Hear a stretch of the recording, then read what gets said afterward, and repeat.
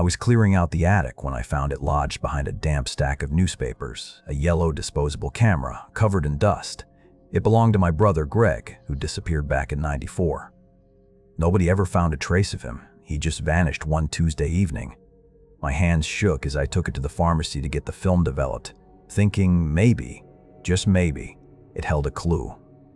The first dozen prints were normal teenage stuff. Greg laughing with his friends, a blurry shot of his new sneakers, the old water tower standing tall against a blue sky. The mood changed around photo number 15. The setting shifted to the woods behind our house near dusk. Greg wasn't in these pictures. He was the one taking them. He was photographing a cluster of trees about 50 yards away.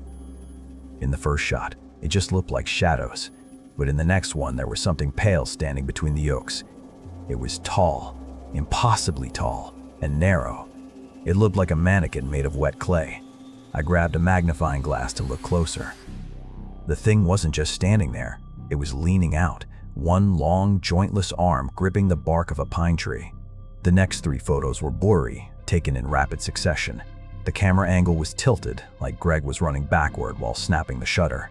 The flash had illuminated the tall grass, bleaching the color out of the weeds. In the center of the frame, that pale figure was no longer by the trees. It was rushing toward the camera. Its movement looked unnatural, a blur of white against the black night. It didn't have a face, just a smooth surface where eyes should have been. I could feel the panic in the photo, the desperation of someone trying to document a nightmare before it reached them. I dropped the final photo on the floor, my heart hammering against my ribs. It was the last thing Greg ever saw. The creature filled the frame inches away from the lens, but it was the background that made my blood run cold. Over the creature's shoulder, through the gap in its arm, I could see a lit window. It was my bedroom window, and sitting there, silhouetted against the warm light, was a kid reading a comic book. Me. Greg hadn't been lost in the woods. He had made it all the way back to the backyard, trying to warn me right before the camera fell.